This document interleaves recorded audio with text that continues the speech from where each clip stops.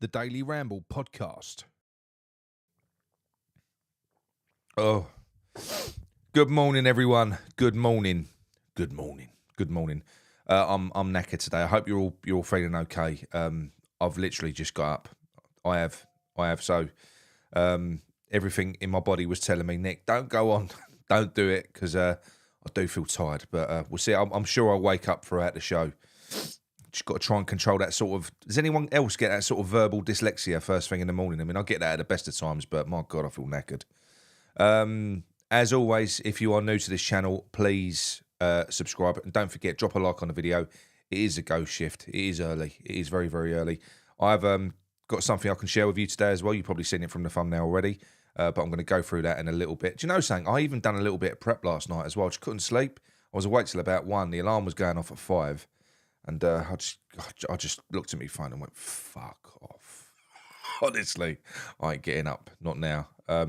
So, yeah, I'm sure it's going to be fine. I will wake up. I will. Let's go through and say good morning to people before I get started.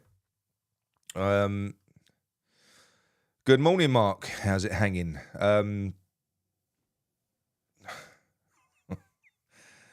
Tony. We've got Tony.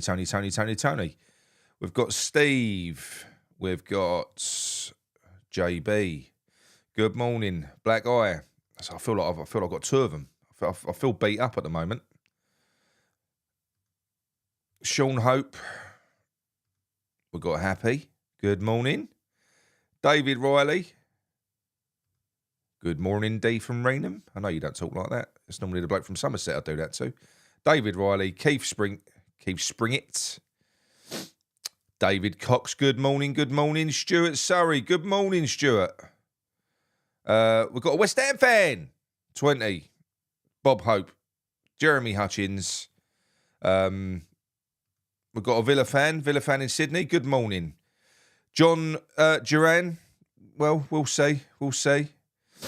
Welcome aboard anyway. Your claret and blue is similar, I suppose. Good morning, anyway. We've got James, we've got Paul, we've got John Morgan, Adrian Whitfield. Right, let's get into it. Not in the mood. Come on, Nick, wake up. You can do this. Yeah, look, a challenge is a challenge. I've got to get up. Even when I feel like this, I've got to do it. But no, I should have got up a little bit earlier. Okay. So, as you all know, I've been holding on to a couple of players. I mean, there were 2 players in particular. One of them, Romano revealed. It's really annoying actually because you get told don't say anything because you know club don't want it releasing under wraps, and then you look and you think, well, it's in the news now. What's the point? So that Solé is one of them. That was a player that we spoke about yesterday. He is the right winger / number 10 / he can also play a left wing. Currently plays for Juventus. Played for Frosinone last season, played really, really well. Great player. Do you know something? I read an extended scout report on him last night from a top scout. Do you know what his potential is? 9.5 out of 10. He's tipped to be one of the best players that Argentina have produced. That's Solé is. He's unbelievable. He plays on the wing. But he's an industrial player as well. He also mucks in. He also goes back. God, my eyes are like 2 piss holes in the snow. Look at them. But he also mucks in. He gets back as well. Because I'm trying to put some sense, and I think I've sussed it. I'm trying to put some sense into why we're linked with like all these wingers, and not many fullbacks, and not many central midfielders. You know, not many. I'm going to show you why. You're going to think I'm mad, but it does make sense, right? Very exciting. But yeah, so this Solé, if we get him, honestly, ladies and gentlemen, we're going to be in for a treat. It'll be an absolute coup. It will be. If we can land that player, it will be unbelievable. Because that'll be winger number 2 that we've got. And we're also linked with more. The striker that I've been hanging on to, the striker that I've been told about, is none other than Aston Villa's John Duran. Fantastic player. Now, I know what a lot of people are going to say immediately is go, no, not another Villa striker. They've already stitched us up once with Danny Ings. They didn't stitch us up with Danny Ings. Everyone knew what Danny Ings was. Villa got rid of Danny Ings because he couldn't play up front on his own. So what did we do? A club that needed a striker to play up front on his own, we went and bought fucking Danny Ings. They didn't stitch us up at all. That was us. That was just poor on our part. I don't know whether that was Moyes or Sullivan or a combination of the both, but it was a wrong player for us. I'm not saying Danny Ings is terrible, because he's not, but he was never going to work. It was never going to work, and now we're kind of stuck with him, unless I think we pay him to go. I can't see anyone buying him because it's the money that he's on. He's on 120 bags a week. It's mental. But John Duran is a different kettle of fish altogether. 20-year-old Colombian. I'm going to put the link to his show reel in the video. He played in the Premier League last year. He got minimal minutes. This guy got minimal minutes, and he made serious impact. Serious impact across the Premier League. He's well up there in the percentiles as well. So for the time that he's been on the pitch, he made an impression. The reason that he's moving on is because he's fallen out with Emery. Apparently what Villa did, because I speak to the agent of the... well, it's not the direct agent of the player, it's an intermediary. The reason that Emery's not happy is because Villa did a Sullivan, apparently. Emery had certain targets, and they went out and they procured this player, and apparently it materialises that more managers than just David Moyes are bitches. Apparently Emery can be as well when he doesn't get his own way. They haven't seen eye to eye. He hasn't been getting the minutes that he probably deserves, and he's a very, very confident player. He was doing things to him. I mean, there's a Villa fan in there that will probably tell us. Apparently, he was in games where he weren't even playing bad. He was being hooked at half-time. They have not seen eye to eye. They don't get on. They don't get on. And Villa's only too pleased. Emery would be only too happy to move him on. This is a talented player. He is a talented player. Bear in mind, they've got Ollie Watkins. They've got Diaby. They've got all these other players as well. Even though Diaby's not a centre forward, is he? But they've got a lot in the forward department, so they probably could see him as... I don't think they'd see him as surplus to requirements, but this kid is not going to be happy playing backup. He's not. He wasn't for Villa, and he's not going to be for Chelsea, where he is heavily linked. Romano has been kind of commentating on this the whole way through. Now, they are linked. Chelsea have been after this player for 2 windows or 3 windows now, but they're a bit divery. Chelsea, they're a bit divery. They're kind of out there scouring the market, looking for all sorts of options. They do want a backup to Nicholas Jackson. But again, that's the key word. You go on any fan channel where they're talking about John Duran, they're all talking about him in the same vein. He's not ready yet. Another couple of years, we'll play him as a backup impact player. That's exactly what this player doesn't want. Go and have a look at this kid's show reel. 20 years old. He's 6'3", 6'4", massive physical lump. He's fast. He's got dribbling ability. He's got hammer of a shot. Intelligent movement. He's great in the air because he's so tall. He would absolutely transform our front line. If you're talking about Tammy Abrahams and you're talking about players, Dominic Solanke, who's now got a 65 million release clause, and these other players that we're linked with, this player is far and away a better player than those, and he's 20. His ceiling is ridiculous. He can just keep getting better. Apparently, he's available for between 25 and 30 million, which is obscene when you consider he's Premier League proven now. He's got Premier League pedigree. It would be unbelievable. And look, we've got all the other sort of South Americans that we're looking to add into the mix. So, well, not all of them. You know what we got? We've got a Mexican, which ain't strictly South American, but it's Latin America, isn't it? You know, we've got Brazilian, Argentinian. Got to add a Colombian in there. I don't think we've got any Ecuadorians or anything like that. We haven't had one of them since Valencia. But yeah, it's going to be a very, very sort of spicy Latin American lineup that we're going to have next year if we do land these players. I think there's something in this. I think there is. The player, apparently, from what I've been told by the intermediary, although it's being forecasted, look, he's going to leave Aston Villa. He is. He's going to leave Aston Villa. The player wants to play. So he would be keen on coming to West Ham if we said to him, come to West Ham, you're a starting player. Apparently, we are in talks as well. We are looking at trying to sort of jeopardise their deal, because the reason that the talks are dragging on for so long with this player, because Chelsea have been trying to convince this player to come over to them because they stockpile talent. is because he's not sure. He doesn't want to go into another situation where he fades into obscurity, where he doesn't get played. He doesn't want that. He wants to play. I mean, imagine playing backup to Nicholas Jackson. Fuck that. Do you know what I mean? I don't think he'd be playing backup for long. It'd replace him. He would do, you would imagine. But yes, we are trying to scupper that deal, and we have an excellent chance of doing it. And why have we got an excellent chance of convincing this player over to join us over Chelsea? Because we can say to him, you can start for us. You can be our starting number 9. There you go. It's yours. Take it. You'll play every game. Every game. It would be amazing. Out of all the strikers that we are linked with, that is the one. That is the one that I am most excited about. Honestly, he's fantastic. If you have a look, because when the guy first mentioned him to me, I couldn't even place him, and I don't know why, because I haven't watched too much Premier League football this year, so I've probably missed most of the minutes that he's played. I've watched a little bit of Villa, but I ain't watched most of it. And I couldn't think. I was thinking John Duran. I can't place him. But you go back and you have a look at some of the goals that he scored and what he's done in the small amount of time that he's been given minutes. He's a fantastic player. There's definitely a battle going on between Emery and him. And look, you're going to get that, I suppose. All managers are going to have their favourites, aren't they? They are. But it would be fantastic. But what I wanted to do was I wanted to try and make some sort of sense, and understand how exactly we're gonna fit all of these players in. And if you remember, if you cast your minds back last year, we said the manager that comes in next is going to have a philosophy that lines up with this new 3-4-3 that we've embedded into our youth academy. And I've been told that it is. I've been told that Lopetegui is considering playing this way. I think this could, even though Leverkusen play that way as well, I know they do.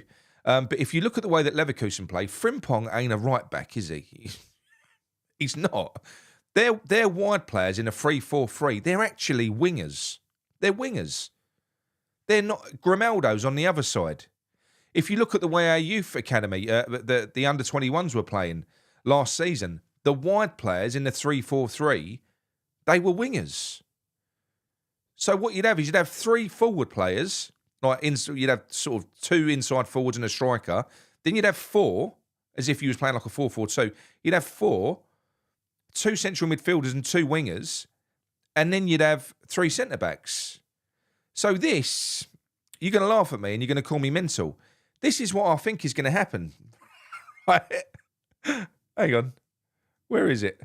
This is what I think is going to happen.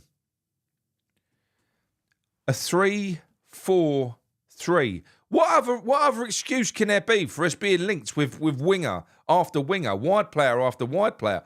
I'm telling you, if you've got a back 3 like that, where you've got Dinos, who's got pace to burn, he can carry the ball. You've got Perez in the middle, marshalling that back line, battering everyone, orchestrating that defence. You've got someone in the ilk of Max Kilman, great left-footed player, again, very cultured, self-sufficient, can play out on his own.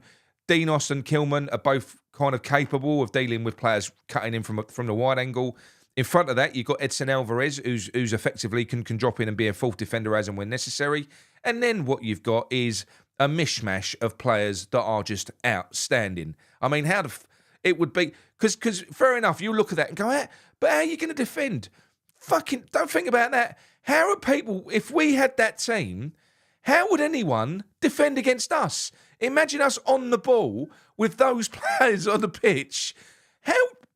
How would you defend against that? Imagine having Soulé and Bowen on the right-hand side. Imagine having Gilherme and Kudus on the other. And then in the middle of that, you've got Lucas Paqueta. Imagine him slip. It'd be like Christmas for him. He'd have so many options where he could be slipping balls in from deep. You've got John Duran, who's got that kind of big physical presence and also can run with the ball equally as much as all the others. He can fucking motor, that player. So he can do the lot, him. So if you're talking about sort of supply coming in from wide areas, he's a proper threat in the air. He's good in the air. But that front line, you look at that. Because I do think I think Bowen and Kudus will be the forward players. So in that system, it will be Bowen and Kudus that are the forwards because they've earned it. They earned it last season. So it will be Soulé and Gilherme, who are all left-footed, by the way. That's the other confusing thing. If you look at these players, if we manage to nail them all down, Mohamed Kudus, left-footed. John Duran, left-footed. Bowen, left-footed. Gilherme, left-footed. Lucas Paqueta, left-footed. And Soule's left-footed. Alvarez is the only righty in there. But they're not just left-footed. You know, like Soule can use both feet. Gilherme's got to work on his right foot a little bit. Most of them can use their right foot. Duran, he's left-footed, but not heavily left-footed. He can go either way. It doesn't matter. He's got so much power. But that is what I think we're going to be looking at. I don't think we are going to be looking at crowding out the middle of the pitch. If you've got that solid base, because that is a solid base, I don't care what anyone says. If you've got Dinos and that nasty git, Perez and Max Kilman at the back, that is solid. That's solid in itself. And all of these players that you look beyond that, if you look at Soule, Alvarez, Paqueta, I don't know much about Gilherme yet. I haven't seen much of him play. But if you look at Bowen, you look at Kudus, these are all players that are industrious that we know, we've seen, they will work back. They will cover. And a lot of these players are interchangeable. It will enable you to be fluid, you know, dynamic during games. Switch players. It'd be impossible to track them. But that is, for me, that is what I think. That's what I think we're going to be doing. It is. Could you imagine that? Going from a team where we're sat and camped, just kind of on the edge of our 18-yard box, to that would, it'd be amazing. And imagine how many goals that Kudus and Bowen would score in a team that are proper carving it up like that, because we would do. Make no bones about it. That is a team that will control the game. And David Stallan says, West Ham 7, Newcastle 4. Why not? As a wise man once said, goals are fun. And they would be fun as long as you're scoring more than the opposition. But yeah, that is what I think is going to happen. That could be the master plan. Kevin Keegan football. I'd be up for that, wouldn't you? Imagine how fun that would be. Just for a moment, imagine how fun that would be. The only thing is, someone says, and what does a bench look like? Well, we've got to build a squad, because as we know, there's so many players going out.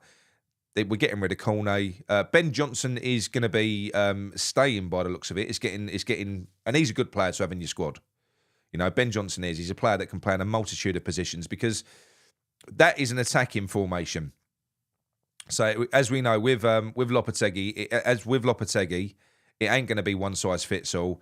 So if you're going up against Man City or you're going up against someone else, then many of these players can be switched out for defensive players. So Guilherme and Soule could be switched out for fullbacks. You know, so it gives you more of a solid base. You can do that. So we've still got Emerson. You know, we've still got. It'll probably be Emerson that starts. Actually, I've put Guilherme in there for shits and giggles, but the starting lineup would probably be in that formation. Probably would be Emerson, and I can imagine that Guilherme will be our impact player. So he'll be the player that comes off of the bench for the first while. Cornet's going to get sold. The bench. I do think that Souček and James Ward-Prowse will be moved on. I do. Not because it's kind of ruthless from Lopetegui. It's just that I see both of those two players as first teamers that in their own heads. I don't think they'll be happy sitting on the bench. They're not. They're players in their peak. They've played for us forever. You know, it's probably going to not sit with them right if they're forced to sit on the bench. They'll become like the new Pablo Fornals. They'll be cutting that sort of figure. I don't want players like that. You know, if you got players that you're going to use as a backup in a squad scenario, then get in young, hungry players. That's what we need to do. Don't kill solid professionals and ruin the rest of their career. Because I'm not a James Ward-Prowse fan, but he ain't a bench player. He's good enough to be in the first team somewhere, just not here, I don't think. That's my personal opinion anyway. I think I'm doing all right. I'm waking up slowly. Let's go to the masturbator. I haven't listened to this one yet, so let's see what he says. You ready? How you doing, everyone? The masturbator's back again, coming at you with pointless questions. I almost forgot about this one. It happened on holiday. My wife just reminded me about it. I've got home from work. What's the time? 10 past late one today. But she just reminded me of it. I've just jumped out of the shower. So when we was on holiday, one of the women we went with, she asked a question, and I looked at her like, "You for real?" Okay, so I'm going to ask you this as well. No. So when you're in the shower, do you wash your legs? I went, what do you mean? She went, like, when you're in the shower, do you get like the foam, like whatever you use to wash yourself, just brush all your legs and all that, like that? I went, yeah, do my whole body. She went, oh, I don't do that. I was like, what do you mean? She went, I'll do all the other bits and I'll just leave the legs. I don't think you have to wash them. And I was like, look at that again. And then I thought, no, she's crackers. And then I asked another couple of people and they don't either. So that's my question. Pointless, but intrigues me. Do you wash your legs when you're in the shower? You'd be surprised how many people don't. Do you know what? Do you know what? I'm gonna be honest with you. The question was, James just said, "Is it me or is Sam really quiet?" The question was, when you're in the shower, do you wash your legs? Do you wash your legs? It's a very personal question, and I'm going to answer it honestly. I reckon I'll wash my legs probably twice a week if I'm lucky. I can't be fucking bothered. I've got a big belly. It takes a lot of effort to bend down. I'll clean down to around the. I do my nether regions, and I go down as far as my arms can reach. But the shins rarely get washed. I've got to be honest. You know, if I look down and they're dirty, I'll clean them. It is true. I'm another one. I don't clean the bottom of me legs. I don't know. I don't know. Is that bad? Is that bad? I can't always be bothered, you know, and I can't smell the bottom of my legs either. So I don't mind. They're far enough away. You know, I'm not Mickey. I bet he cleans his legs. Yeah. What do you do? You're not going to tell us, are you? That is a personal one. But no, I don't. I shower twice a day, although I haven't showered yet. I do smell like a foot at the moment. I do. Still got me bedhead, look. Don't look too bad for first thing in the morning, though, do I? Bit of a puffy face. But yeah, I don't shave me legs. I don't shower me legs every day. No, I don't. It's weird. So yes, what are your thoughts on that? Anyway, I think it's really exciting. I've got to be honest. I do, because we're still linked with Wesley as well. That looks like it's picking up again. Fucking, it is mad. We're going to have so many wingers. Imagine that. Imagine having 4 wingers on the pitch at all times. Because that's what they are. Bowen and Kudus, they're wingers, aren't they? You know, that's the way that we use them. Yeah, I just think it would be brilliant. A completely night and day formation, and that says to me as well, we're gonna be a blistering team, because what you've got in a. So if I pull that back up, 1 minute, if I can find it, where's it gone? I can't find it now. Oh, it don't matter. Where is it? If I pull that back up, hang on, sorry people, very disorganised. If I pull that back up, you know what you've got there. You've got a couple of ball carriers from deep, because Dinos is a ball carrier. Max Kilman can carry the ball as well. We know that Lucas Paqueta can. Gilherme definitely is a ball carrier. Edson Alvarez we've seen do it. Soulé is also. So they're all players that are comfortable on the ball and that can run with the ball. Soulé would be the creator from deep. Soulé is a creative genius. He's intelligent, like Lucas, like Paqueta. So we'd have 2 players from deeper positions that could just cut defenders open. When I read that scout report, that is literally what he's renowned for. Very intelligent player, key passes, incisive passes. He's assists. He also can take a set piece as well. Really good from a free kick. So yeah, Jared Bowen we know is a bit of a direct runner. That is basically Jared Bowen, isn't he? So Jared Bowen, and Kudus is tricky. He can carry the ball. He can pick a pass as well. It's honestly, there's so much you could do with that team. You could shuffle it around. You could completely and utterly befuddle the opposition manager with that, because when David Moyes put a team out, you knew what every player's job was. It was very strict. This, like I said to you, it could be fluid. That would be unbelievable. I am getting excited. I just hope it is something along these lines. It's kind of got to be, right? It's got to be. If we're playing with all these, and look, Liam Shepherd, J-Lo plays 4 at the back. Not at Wolves, he didn't, Liam. No, he didn't, because Max Kilman excelled in a back 3. I don't personally think we're going to get Max Kilman, because it's 45 million, unless we've got more money than what is being let on. because we've got to build the squad. If we've got enough money, yeah, fair enough. We go out, we buy him. Do you know what I mean? Just saw a Germany flag. Oh, Germany. Oh, fuck me. Yeah, the Euros is kicking off, isn't it? Germany are going to batter Scotland. They are. 8-1 ain't enough. Ain't enough. Scotland are going to get whooped. I'm looking forward to that. 8 o'clock on it tonight. Right, okay. I am all over the place. That was a really shit show. I'm disappointed. I've done some prep for today as well. I just couldn't fall asleep. I'm really tired. I'm sorry. This is going to happen occasionally to me in the morning. So I don't know how that's come out. All right. But a deal was a deal. I said I was going to come on, even though I was a little bit late today. I said I was going to come on at 6:30, and I have done. So I'm going to leave you with Jay. Thank you everyone for joining me on these as well. Really appreciate it. I never ever thought that I was going to get this many people watching me in the morning. I haven't. I'm not doing this for hits. I ain't doing this for YouTube. Not this early. This is a challenge, and also no one goes on that early. I've been up before when I've been on the way to work, and I thought, oh, no one's on. And also we run a support community. I thought this is a good way to get everyone started. So this is a very unselfish series of shows that I'm doing.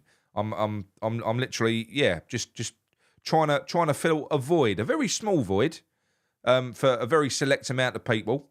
But I think I think most people that watch it are enjoying it. So, and I'm going to continue doing it because most of the time it helps me. It ain't helped me today. I feel fucked. That alarm, mate. I've never hit a snooze button so many times. But yeah, I'm going to leave you with Jay anyway, like I said I was going to do about 2 minutes ago, because I've started rambling, because I'm waking up now. And I'll speak to you all later. Enjoy your Friday. Come on, you irons.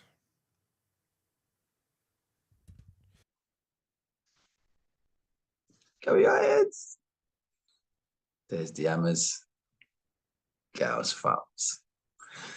So, day 8 of Nick's journey into morningness. Well done, Nick. Keep going, mate.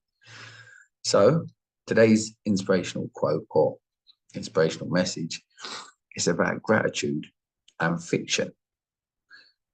How often are you beating yourself up over things that you haven't achieved, you've not done, basically, and things you haven't got?